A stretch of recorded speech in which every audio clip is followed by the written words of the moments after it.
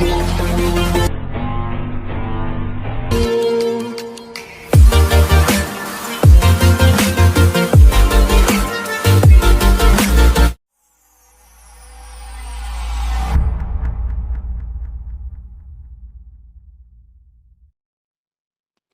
everyone, welcome back to my channel Step Up with Accounts, and this is the 9th video from the chapter issue of shares. See, in this video we are going to discuss forfeiture of shares. और start करने से पहले again I am saying, अगर आपने मेरा channel subscribe नहीं किया है सो डू सब्सक्राइब इट, कि आपको सारी वीडियोस मिल जाएं, सारे कंसेप्ट्स आपको टाइमली मिल जाएं, तो आपके सिलेबस इजीली कवर हो जाए। तो अब आप स्टार्ट करते हैं forfeiture of shares. Forfeiture of shares क्या होता है? देखो, लास्ट आपने पढ़ा था कॉल सिनेरियर। कॉल सिनेरियर में क्या है, कुछ शेयर होल्डर ऐसे हैं जो टाइमली अपना प्रीमियम पे नहीं करते, बट हमने उससे रिलेटेड एक क्वेश्चन किया था जिसमें कहा था कि फर्स्ट अलॉटमेंट पे ना दे के उन्होंने कॉल पे दे दिया। But sometimes we have that kind of share holders कि वो फर्स्ट प्रीमियम दे देते हैं, first installment they have made, but next installments वो देते ही नहीं हैं। आपने अगर एग्जाम्पल देखोगे तो इंश्योरेंस प्रीमियम के बारे में सुना होगा, कितने मेंबर ऐसे होते हैं, वो लोग क्या करते हैं, इंश्योरेंस, आपके घर में भी कोई ना कोई ऐसा बंदा निकल जाएगा कि पहला इंश्योरेंस प्रीमियम दे दिया, उसके बाद उसको चलाया ही नहीं, वो इंश्योरेंस कंपनी बंद कर देती है वो इंश्योरेंस प्रीमियम। तो वो इंश्योरेंस ख़त्म हो जाता है अगर हम टाइमली अपने इंश्योरेंस का प्रीमियम नहीं देंगे, तो जो पैसा हम दे चुके हैं वो वेस्ट है। ऐसे ही शेयर होल्डर्स में भी आता है कि कुछ शेयर होल्डर्स ऐसे होते हैं जो अपना टाइमली पे नहीं करते, और उस specified given notice time period के बाद भी अगर वो अपनी पेमेंट नहीं मेड करते तो डायरेक्टर्स ऑफ द कंपनी वो क्या करते हैं, वो शेयर होल्डर्स वो वाले शेयर्स कैंसिल कर देते हैं। मींस जो शेयर होल्डर्स थे उनके नाम हटा देते हैं उस शेयर होल्डर के अकाउंट से, कैपिटल से, और वही शेयर्स मार्केट में री इशू करते हैं। पहले हम फॉरफिट करेंगे कि फॉरफीचर क्या होता है, फिर उसके बाद री इशू, फिर उससे रिलेटेड हम एक कंबाइंड क्वेश्चन करेंगे। तो फॉरफीचर क्या है? सी, if any shareholder fails to pay the amount due on allotment or any call, चाहे वो allotment, पहला एप्लीकेशन तो देंगे तभी हम शेयर कैपिटल ट्रांसफ़र करते हैं, तो उसके बाद सेकेंड इन्वेस्टमेंट आती है अलॉटमेंट या कॉल। तो कुछ शेयर होल्डर्स अलॉटमेंट का पैसा दे देते हैं, कॉल्स का नहीं देते। कुछ शेयर होल्डर्स ऐसे होते हैं जो अलॉटमेंट का ही नहीं देते, फर्स्ट प्रीमियम पे करते हैं और नेक्स्ट देते ही नहीं है। तो अलॉटमेंट का या कॉल का within the specified period, whatever the specified period given to make the payment, अगर वो उस टाइम पीरियड में नहीं कवर करते, नहीं पे करते, द डायरेक्टर्स में कैंसिल हिज शेयर्स, उनके शेयर्स कैंसिल कर देंगे, उनका रजिस्टर में से, रजिस्ट्रेशन में से नाम हटा देंगे। क्लियर?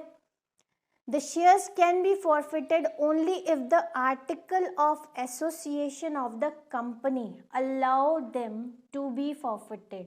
अब कोई भी कंपनी ऐसे ही फॉरफिट नहीं करती है, उनके आर्टिकल ऑफ एसोसिएशन जहाँ पे कंपनी के नॉर्म्स, रूल्स सब मेंशन होते हैं, वो सब आर्टिकल ऑफ एसोसिएशन में, जब कंपनी इनकॉर्पोरेट होती है, जब स्टार्ट होती है, कमेंस होती है, व्हेन द कंपनी कमेंस, तो वो कमेंस होने से पहले आर्टिकल्स ऑफ एसोसिएशन के सिग्नेचर में सबके सिग्नेचर होते हैं। तो वहाँ पे आपके सारे रूल्स, कंपनी के ऑब्जेक्टिव्स, कंपनी की हर चीज़ मेंशन होती है आर्टिकल ऑफ एसोसिएशन में। तो वो कंपनी उसमें अगर वो नॉर्म लिखा है, then company allow them to be forfeited. In order to make the forfeiture valid, it is essential to follow the rules laid down in the articles. जो articles में रूल्स मेंशन है उसके against वो forfeit कर सकते हैं shares, otherwise नहीं।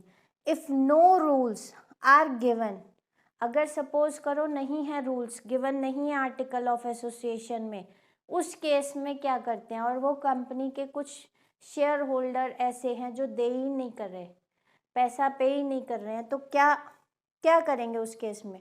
उस केस में आता है the provision of table F of schedule of the companies act 2013. Table F of schedule 1 of the Companies Act 2013. Schedule 1 table F. 1 mark का क्वेश्चन आ सकता है कि इन केस आर्टिकल में नहीं मेंशन है फॉर फीचर का, तो क्या चीज़ फॉलो होगी? किस टेबल में आपका प्रोविजन मेंशन है? Table F of schedule 1. Clear? Regarding for feature apply the usual procedure. Usual procedure क्या होता है? This is also can be asked the time period. Minimum of 14 days का नोटिस मिलता है अगर कोई भी शेयर होल्डर अपना पैसा नहीं पे करता नेक्स्ट इंस्टॉलमेंट का, तो वो कंपनी डायरेक्टर्स उनको एक नोटिस भेजेंगे that will B of minimum 14 days. अगर वो 14 डेज के अंदर अपनी पेमेंट नहीं करते हैं then directors has the right to forfeit their shares.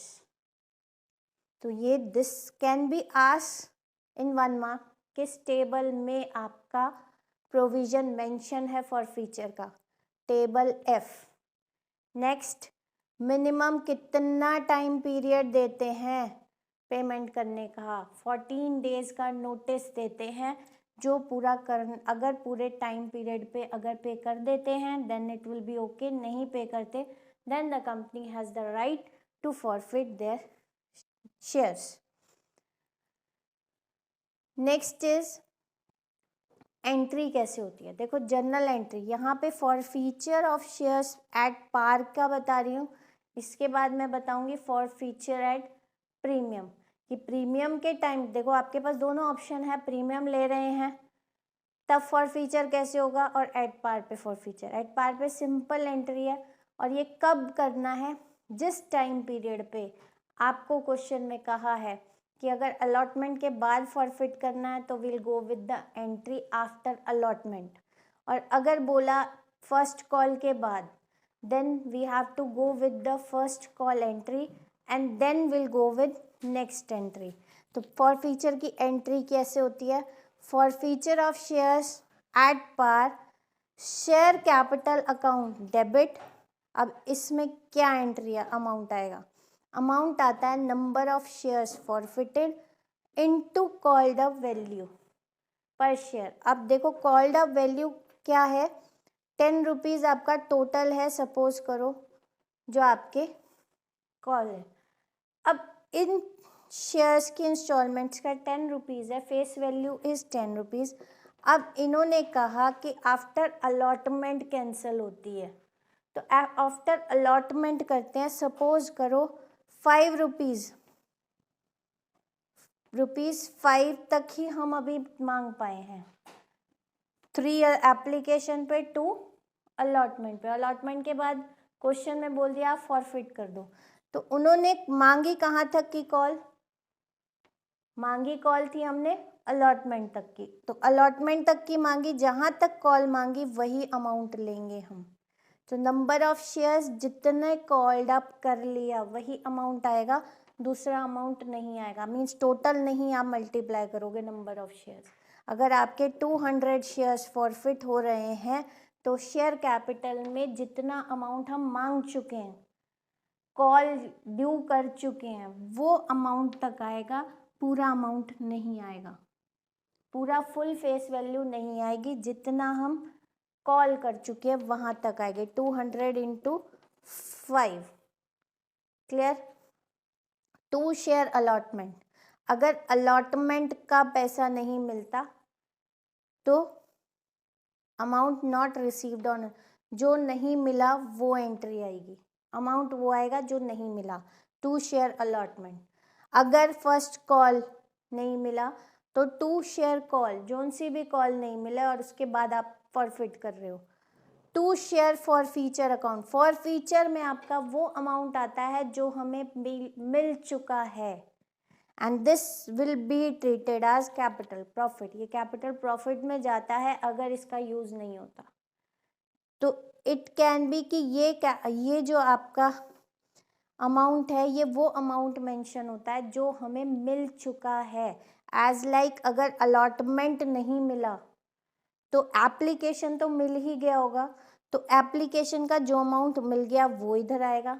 Suppose application के साथ अलॉटमेंट भी मिल गया तो एप्लीकेशन प्लस अलॉटमेंट का आएगा, और यहाँ पे आपका जो नहीं मिला वो कॉल की अमाउंट आएगी, ये नहीं आएगा।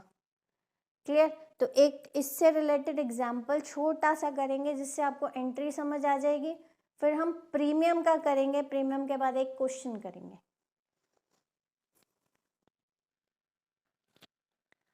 सी द क्वेश्चन, एक छोटा सा एग्जाम्पल है जिसमें हमने सिर्फ फॉर फीचर की एंट्री समझनी है, पूरा क्वेश्चन हम करेंगे एग्जाम्पल का पूरा नेक्स्ट। तो अभी आप समझो, see the question. Gopal was holding 100 shares of ₹10 each of a company on which he had paid ₹3 on application to on allotment. See, holding share 100 of ₹10 each, तो टोटल फेस वैल्यू कितनी है? ₹10. On application he had paid ₹3. On allotment he has paid ₹2. Means ये allotment मिल चुकी है, application मिल चुकी है और allotment मिल चुकी है। नेक्स्ट, कुड नॉट पे फर्स्ट कॉल, फर्स्ट कॉल नहीं मिली, that is ₹2।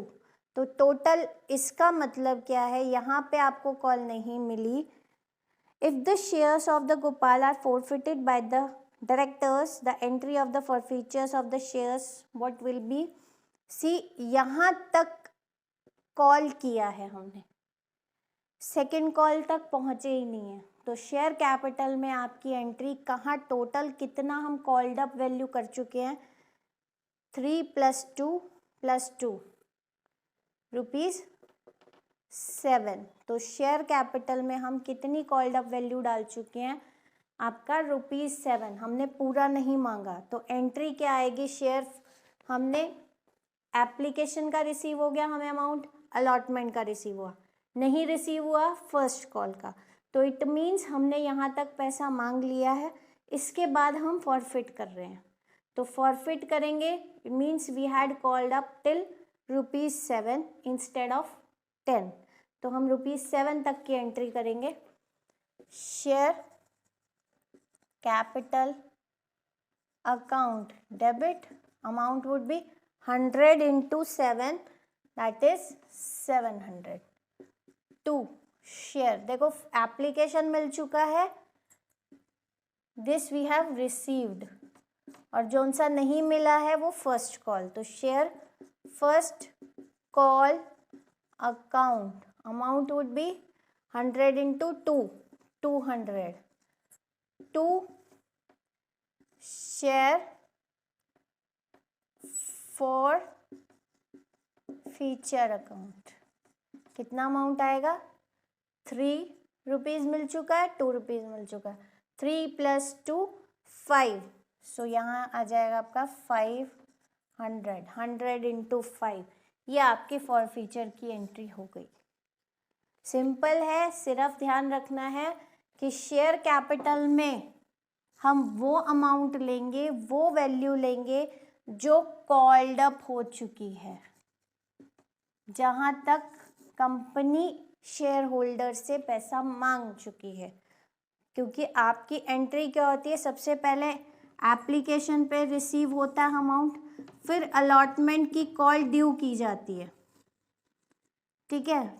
After receiving allotment first call due होती है, so due means we have called up the shares, so called up, जहाँ तक आपका कॉल्ड अप हो चुका है वो अमाउंट हमने लेना है, वो वैल्यू लेनी है, कंप्लीट फेस वैल्यू नहीं लेनी है। सो डोंट गेट कंफ्यूज कि this is the big confusion to the students कि हम यहाँ पे वैल्यू कौन सी लेते हैं। यहाँ वैल्यू वो आएगी जो जितनी मांगी गई है, इससे ज़्यादा नहीं आएगी। जहाँ तक ड्यू आप कॉल कर चुके हो, जहाँ पे आप शेयर फॉर फीचर की एंट्री कर रहे हो, उससे पहले तक कहाँ तक आप कितना अमाउंट मांग चुके हो। और फर्स्ट कॉल, जोन सी कॉल नहीं मिली है, जिसका अमाउंट नहीं रिसीव हुआ, उसका उसकी एंट्री के साथ आएगा। और जो अमाउंट मिल चुका है that will be go under share forfeiture account. And one more point is that कि जो बच्चे जो अमाउंट शेयर्स का नहीं मिलता है वो कॉल्स इन एरियर का अकाउंट खोलते हैं, इसको मत खोलिए। कॉल्स इन एरियर मत खोलिए। कॉल्स इन एरियर की जगह आप जोन सा अलॉटमेंट नहीं मिला, फर्स्ट कॉल नहीं मिला, वहाँ वो एंट्री यूज़ करें। क्योंकि आपको दोनों ऑप्शन मैंने आपको बताए थे कि कहीं पे हम अकाउंट खोलते हैं, कहीं पे नहीं खोलते। तो हमने वो वाला ऑप्शन लेना है जहाँ हम डायरेक्ट माइनस करके लिखते हैं, हम कॉल्स इन एरियर का अकाउंट नहीं शो करेंगे। क्योंकि फॉर फीचर करने में प्रॉब्लम आती है, हम कॉल्स इन एरियर का अकाउंट नहीं खोलेंगे। आप बेटर है आप कॉल्स इन एरियर की बजाय उस शेयर कैपिटल में, उस शेयर फर्स्ट कॉल में या अलॉटमेंट में ही एंट्री डालें, कॉल्स इन एरियर से मत करें, ठीक है। उससे आपको फॉर फीचर में प्रॉब्लम नहीं आएगी। तो better to go with the direct entry instead of creating calls in arrear account. सही वो भी है, गलत दोनों नहीं है, लेकिन आप अगर फॉर फीचर के टाइम में कॉल्स इन एरियर के ना डाल के एंट्री करेंगे तो आपके लिए ईजी हो जाएगा।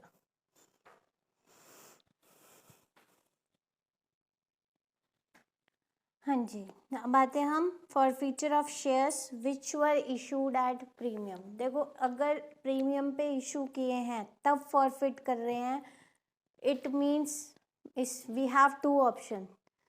एक तो तब कि जब प्रीमियम का पैसा रिसीव हो चुका है उसके बाद फॉरफिट हो रहा है। When forfeiture takes place after the premium is received. तो हमने जो एट पार में एंट्री करी थी वही सेम एंट्री होगी, उसमें कोई भी आपका सिक्योरिटी प्रीमियम से रिजर्व कहीं भी आपने डेबिट नहीं करना, उसकी एंट्री कहीं नहीं जाएगी। आपने सिंपल एंट्री करनी है शेयर्स से रिलेटेड, ठीक है। सिक्योरिटी प्रीमियम रिसीव होता है तो बॉदरेशन नहीं है, तो आपने सिंपल एंट्री करनी है शेयर्स की वैल्यूज़ की instead of recording premium. When share takes place before the premium, जहाँ प्रीमियम रिसीव नहीं होता है वहाँ एंट्री क्या होती है, एंट्री सेम है बट यहाँ एक पॉइंट बढ़ जाएगा आपका, security premium reserve account debit. Same है, शेयर कैपिटल में वही आएगा, number of shares into called up value of shares, security premium reserve account if the premium not received. अगर रिसीव है तब ये एंट्री हम नहीं डालेंगे, तब आपने सिंपल शेयर कैपिटल के नीचे जो अमाउंट नहीं मिला उसकी एंट्री डालेंगे और फॉर फीचर की एंट्री डालेंगे। यहाँ पे आपका प्रीमियम नहीं मिला तो एंट्री आएगी security premium reserve account debit if the premium not received. To share allotment, जो अमाउंट नहीं रिसीव हुआ, शेयर कॉल, जो सा अमाउंट नहीं रिसीव हुआ, to share forfeiture account whatever amount you have received. Clear. एक छोटा सा एग्जाम्पल इसका भी करते हैं, फिर री इशू समझेंगे। पहले री इशू समझने के बाद हम क्वेश्चन करेंगे।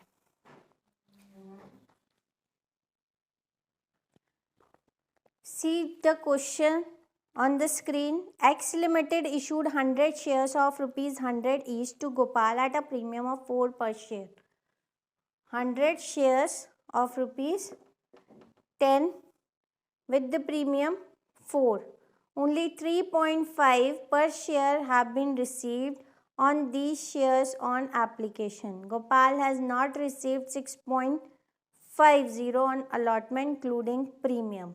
2 on first call and 2 on final. Entry for the forfeiture of the above shares. अब देखो यहाँ पे टोटल फाइनल कॉल तक हमने मांग लिया, सिंगल नहीं कि अलॉटमेंट तक मांगा या फर्स्ट कॉल के बाद फाइनल कॉल भी मांग ली। It means 100 into 10 total value मांग ली, तो 100 इंटू 10 1000। एप्लीकेशन पे आपका था ₹3.50, allotment 6.5 including premium, first call is ₹2, final call is equals to 2 rupees. See अब यहाँ पे इन्होंने कहा सिर्फ हमें मिला एप्लीकेशन, अलॉटमेंट नहीं मिला, फर्स्ट कॉल नहीं मिला, फाइनल कॉल नहीं मिला, मीन्स फाइनल कॉल तक मांग चुके हैं। तो एंट्री क्या आएगी, यहाँ फाइनल कॉल भी आ जाएगा, because final call account also we have called up to share forfeiture account. This would be the entry.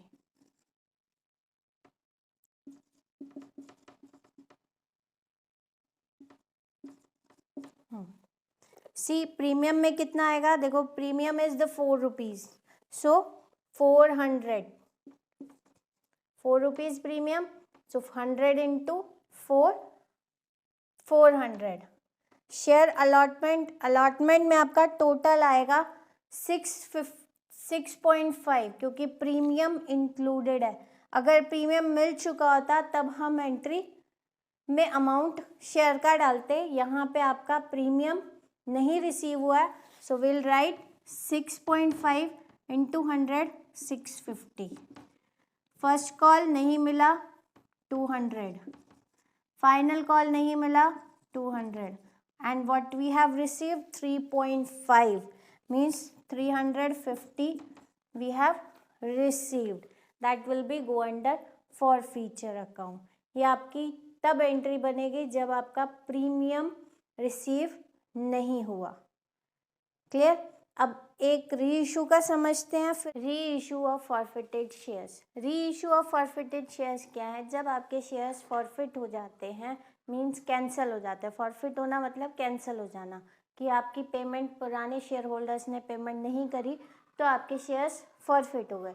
री इशू, अब जो फॉरफिट हो गए वो वापस से कंपनी के शेयर्स बन गए, तो वो शेयर होल्डर्स के नाम के नहीं रहे, वो शेयर होल्डर्स कैंसिल हो गए, वो कंपनी के शेयर्स हो गए। तो वो शेयर्स मार्केट में डायरेक्टर्स, कंपनी के बोर्ड ऑफ डायरेक्टर्स उनको री इशू कर सकते हैं जिस बेसिस पे वो चाहते हैं। We have 3 options to reissue those forfeited shares, at par, at premium, at discount. अब डिस्काउंट का जब आप नाम आता है तो आप ये जानते हैं कि नॉर्मल शेयर्स, न्यू शेयर्स हम पब्लिक को डिस्काउंट पे इशू नहीं करते, लेकिन री इशू हम कर सकते हैं एट डिस्काउंट। तो एक बार इसको देखते हैं। Directors have the authority to reissue the forfeited shares on such terms as they think fit, जिसमें वो फिट समझते हैं, जिसे वो ठीक समझते हैं, उस बेसिस पे वो पब्लिकली शेयर्स को, जो शेयर्स फॉरफिट हुए हैं उनको री इशू कर सकते हैं। Forfeited shares can be reissued at par, at premium और at discount। अब देखो एंट्रीज क्या होंगी, उसके लिए हमने एक एग्जांपल देखो। If a share of ₹10 on which ₹3 has been already received। देखो यहाँ क्या था, जब आपके न्यू शेयर्स मार्केट में इशू हुए, जब आपके पब्लिकली सब्सक्राइब हुए, तो एप्लीकेशन पे 3 रुपीज़ का पैसा आ गया एंड अलॉटमेंट पे उसने पेमेंट नहीं करी। तो जो पैसा आ गया, डिस्काउंट कहाँ तक दे सकते हैं, एट पार, एट प्रीमियम, तो it's up to the director कि आप दे सकते हैं, लेकिन डिस्काउंट कितना % तक डिस्काउंट हम दे सकते हैं, वो उतना % तक डिस्काउंट दे सकते हैं जिसका फॉर फ्यूचर का अमाउंट आपका आ चुका है। लेट्स सपोज 3 रुपीज़ आपका आ चुका है, मीन्स आप जो री इशू करेंगे, री इशू शेयर्स होंगे तो मिनिमम 7 रुपीज़ कलेक्ट होंगे। मीन्स जो री इशू होगी वो मिनिमम, डिस्काउंट आप 3 रुपीज़ तक ही दे सकते हैं, इससे ज़्यादा नहीं। 2 देंगे चलेगा, बट ₹4 नहीं, क्योंकि जो आपके पास ऑलरेडी फॉर फ्यूचर का अमाउंट आपके पास आ चुका है, आप कंपनी उतना ही डिस्काउंट देगी जितना फॉर फ्यूचर पे आ चुका है, उससे ज़्यादा डिस्काउंट नहीं देगी। कम दे सकती है चलेगा। लेट्स सपोज कि अगर फॉर फ्यूचर का अमाउंट मीन जब आपके शेयर्स कैंसिल किए थे तो जो शेयर होल्डर थे उन्होंने एप्लीकेशन का अमाउंट 5 रुपीज़ तक पे कर दिया था, तो जो कंपनी आफ्टर दिस 5 रुपीज़ उन्होंने पेमेंट नहीं करी और फॉरफिट हो गए शेयर्स, तो जो कंपनी को 5 रुपीज़ तक आ गए तो डिस्काउंट 5 तक ही दे सकते हैं, इससे ज़्यादा नहीं देंगे। मीन्स 5 का 6 नहीं दे सकते, 5 का 4 दे सकते हैं, 5 का 3 दे सकते हैं, बट मैक्सिमम डिस्काउंट 5 रुपीज़ का ही देंगे जितना अमाउंट फॉरफीचर पे मिल चुका है। क्लियर? अब इसकी entry, if the forfeited shares reissued at par, bank account debit to share capital account. Simple entry, जो अगर पार का मतलब है अगर 10 रुपीज़ के शेयर्स रीइश्यू करें, मीन्स ₹10 का एक शेयर है तो वो सारे शेयर 10 रुपीज़ में ही इशू किए, तो bank account debit to share capital account.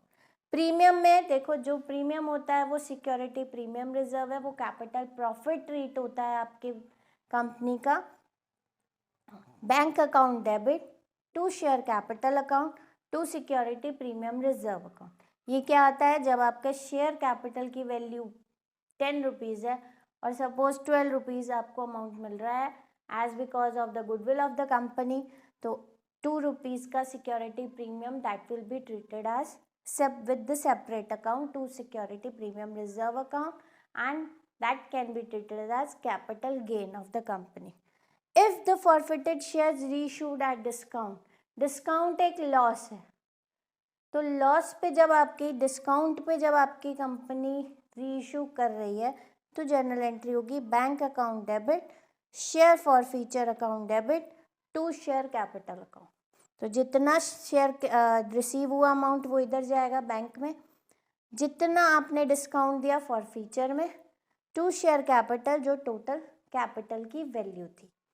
अब यहाँ क्या आता है, जब आप फॉरफिट करते हो तो आप शेयर फॉरफीचर का अमाउंट डालते हो, वो आपका क्रेडिट में जाता है। एंड में आप जब ये सारी एंट्री हो जाएंगी, मीन्स जब आपकी री इशू की एंट्री हो जाती है, उसके बाद हम एक लास्ट एंट्री करते हैं कैपिटल रिजर्व की, क्योंकि जो फॉरफीचर का अमाउंट है वो कैपिटल रिजर्व माना जाता है, that would be treated as capital profit.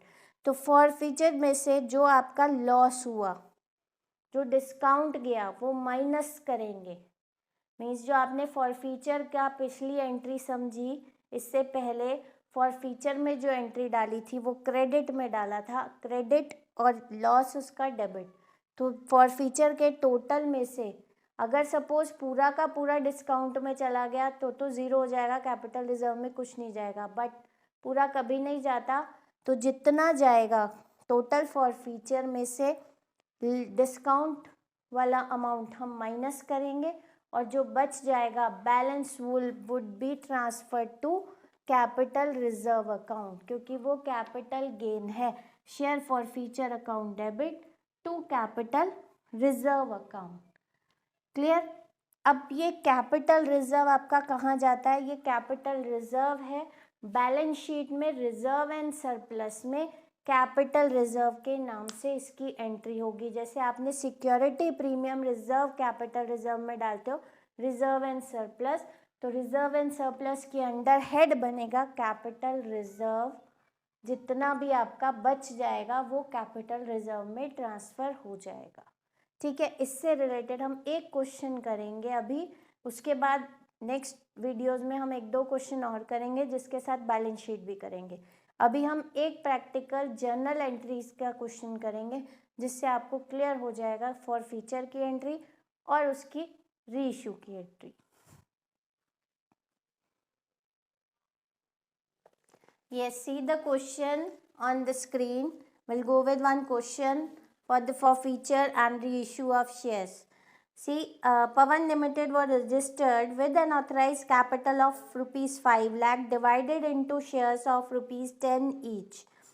It purchased a building from Y for 2 lakh. See, they have, it is other than cash also, consideration other than cash. जो shares issue हो रहे हैं वो cash, complete cash के ऊपर नहीं है, consideration भी है, एसेट्स भी किए हैं, मींस बिल्डिंग के अगेंस्ट शेयर्स वेंडर्स को दिए हैं। issued fully paid shares to Y for purchase consideration. It invited application for the balance 30,000. See how we will do. See, building Y से खरीदी and Y को वेंडर को, Y is the vendor, amount ₹2 lakh. Fine. और shares कितने issue किए हैं? Shares are ₹30,000। Now see, it invited application for the balance 30,000 shares payable as under 3 rupees per share on application, 3 on allotment. See, rupees 3 on application, rupees 3 on allotment, rupees 2 first call, rupees 2 final call. Fine, ये आपका instalment है, कितने कैसे application पे, कितना allotment पे, first call and final call. Ashok, who had been allotted 500 shares, failed to pay both the calls. See, एक shareholder who was having 500 shares out of this 30,000, 500 shares Ashok ने जो खरीदे थे, he has paid only application and allotment, not paid first and final call. Call नहीं दी, allotment तक he made the payment, but after that he didn't make the payment of first call and final call.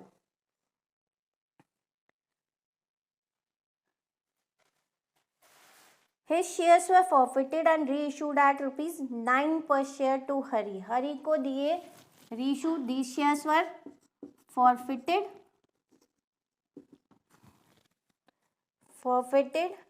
and reissue at ₹9. ₹9 means total amount ₹10 per share each था आपका, तो 10 में से 9 means ₹1. he paid on ₹1 discount, ₹1 का आपका discount पे किया. तो अब एंट्री कैसे करेंगे?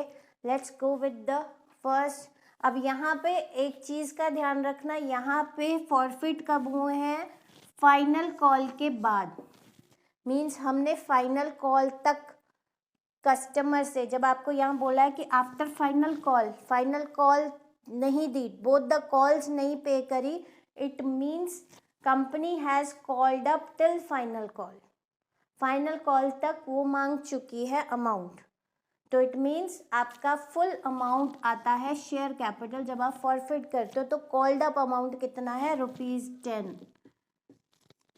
ठीक है, यहाँ पे क्योंकि हमने कॉल्ड अप, कंपनी ने कॉल्ड अप किए टिल फाइनल कॉल, और फाइनल कॉल के बाद शेयर्स फॉरफिट हुए. तो अब जनरल यस एंट्री देखो, पहली एंट्री आपकी कौन सी होगी? बिल्डिंग की. जो बिल्डिंग को वेंडर्स परचेज कंसिडरेशन के अगेंस्ट शेयर्स वेंडर्स को दिए कंपनी ने, तो पहली एंट्री होगी building account debit to Y. How much amount? 2 lakh. Then we'll transfer the share capital to Y. Y debit to share capital account. 2 lakh के shares हमने दिए वेंडर्स को अंडर परचेज कंसिडरेशन. आपने format पूरा बनाना है, date, LF, columns proper होने चाहिए with proper narration. I don't have that much space कि मैं आपको पूरे अच्छे से इसको लिख सकूं, so you have to make the complete format. Next entry होगी शेयर्स की. शेयर्स में क्या है? 30,000 शेयर्स एप्लीकेशन मनी, क्योंकि आपका मेन क्वेश्चन अब स्टार्ट होगा जहां एप्लीकेशन मनी रिसीव होगी. Bank account debit to share application account. Amount would be 30,000 into 3, that would be 90,000. Then we'll transfer the share application money to share capital. Share application account debit to share capital account. क्योंकि पूरा पैसा मिला है, हमने पूरा amount share capital में application का transfer कर दिया. नेक्स्ट एंट्री अलॉटमेंट की. Allotment also will get the complete amount. So first we will go with the due entry. Share allotment account debit to share capital account. Amount would be 90,000. Why 90,000? because allotment amount is rupees 3 and shares are 30,000. 30,000 into 3. Then we'll go with the bank account debit, receiving entry. Share allotment आपको पूरा मिला है तो share allotment account 90,000, क्योंकि आपको calls नहीं मिली 500 shares की, but allotment तक फुल पैसा मिल गया है. Now will go with the entries of first call, final call and forfeiture. Yes, now we'll go with the entry of first call. First call की due की entry, share first call account debit to share capital account. Amount would be ₹2 of first call into 30,000, 60,000. देखो due में पूरा amount जाएगा, कहाँ come जाएगा आपका, bank account debit to share first call account. First call account क्यों, see amount, shares कितने हैं 29,500 शेयर्स. वाई 29,500 कि 500 शेयर होल्डर का पैसा नहीं मिला, means out of 30,000 shares 500 shares minus करोगे तो you will receive 29,500 shares at the rate ₹2. Why 2 because first call की इंस्टॉलमेंट आपकी ₹2 है, तो यहाँ आ जाएगा 59,000. अब आता है आपका एंड नेक्स्ट एंट्री, सेम आपकी आएगी फाइनल कॉल की. Share final call account debit to share capital account, that would be 60,000, क्योंकि यहाँ पे अभी आपका ₹2 है तो 30 into 2 60,000. Then will get the receiving amount, bank account debit to share final call account. यहाँ एंट्री आपकी आएगी 29,500 शेयर्स एट ₹2, सो 59,000, क्योंकि फर्स्ट कॉल पे भी 500 का शेयर्स नहीं मिला और फाइनल पे भी नहीं. अब इसको फॉरफिट करेंगे. फॉरफिट की एंट्री क्या होगी आपकी, share capital account debit to share first call, क्योंकि आपको जो नहीं मिला वो फर्स्ट कॉल नहीं मिली, final call to share final call account to share forfeiture. Share capital में कितना जाएगा, देखो 500 इंटू 10. क्यों लिया, क्योंकि यहाँ पे कहा है कि जो शेयर आपको नहीं मिले वो फॉरफिट कर दिए हैं. फॉरफिट का अमाउंट कब किया है हमने, फॉरफिट किए हैं फाइनल कॉल के बाद. It means company final call तक कॉल्ड अप कर चुकी है, तो हम इसका पूरा ₹10 लेंगे. जहाँ पे कॉल्ड अप होगा, अगर अलॉटमेंट के बाद होता तो हम ₹6 लेते, बट यहाँ पे कहा है कि हमारे शेयर फॉरफिट हुए हैं आफ्टर आवर फाइनल कॉल, तो पूरा अमाउंट आएगा, कॉल्ड अप अमाउंट है हमारा ₹10, 500 इंटू 10 दैट वुड बी 5,000. और शेयर्स हमें फर्स्ट कॉल नहीं मिला तो 500 इंटू 2 1000. सेम आपका फाइनल कॉल पे है 1000, और यहाँ पे आपका मिले फॉर फीचर में क्या जाएगा आपका 500 इंटू 6. क्यों, क्योंकि आपका एप्लीकेशन का अमाउंट मिल गया प्लस अलॉटमेंट का मिल गया. तो अलॉटमेंट का ₹3 और अलॉटमेंट का ₹3 और एप्लीकेशन का ₹3, टोटल इज ₹6. तो 500 इंटू 6 3000. फॉर फीचर का आपका चला गया 3000. अब एंट्री आती है आपकी री इशू की. री इशू की एंट्री क्या होगी आपकी, री इशू ₹9 पे किए, जो हमने फॉरफिट कर दिए थे. यही 500 शेयर्स कितने में गए हैं, ₹9 में, और ₹1 का डिस्काउंट है. तो एंट्री क्या होगी, bank account debit share forfeiture account debit to share capital account. देखो शेयर कैपिटल में तो पूरा आएगा क्योंकि 500 इंटू 10 कि पूरे शेयर हम उस पर्सन के नाम करेंगे जिसने हमारे खरीदे। नेक्स्ट आपका आता है री इशू पे रिसीविंग क्या हुआ, 500 इंटू 9 मीन्स 4500 आपका रिसीव हुआ और 1 रुपी का discount, 500 into 1 that would B 500 rupees. तो 500 का डिस्काउंट हुआ और 4500 रिसीव हुए, टोटल शेयर ट्रांसफ़र किए 5000।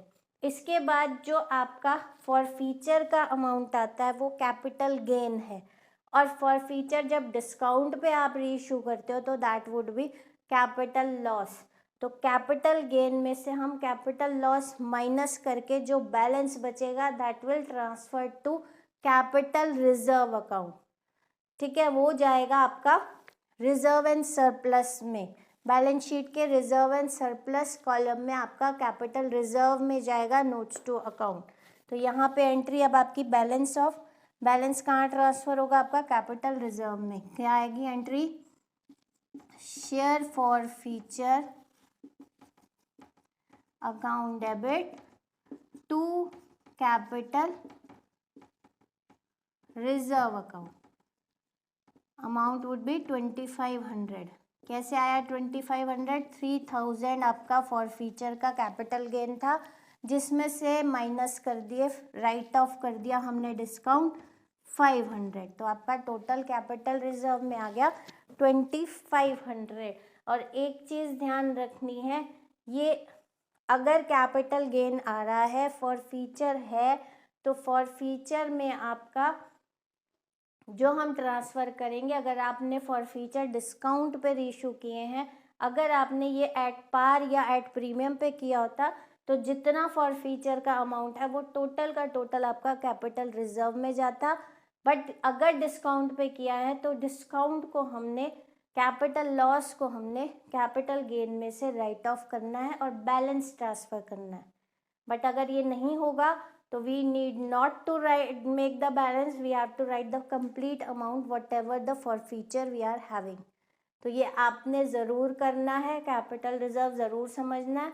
बड़ा क्वेश्चन है, इसको सोच के छोड़ना नहीं है, बहुत इम्पॉर्टेंट है। वाई इट इज़ इम्पॉर्टेंट कि आपको पूरा क्वेश्चन दे देंगे और उसमें ये बोल देंगे कि आपने कैपिटल रिजर्व का अमाउंट निकालना है।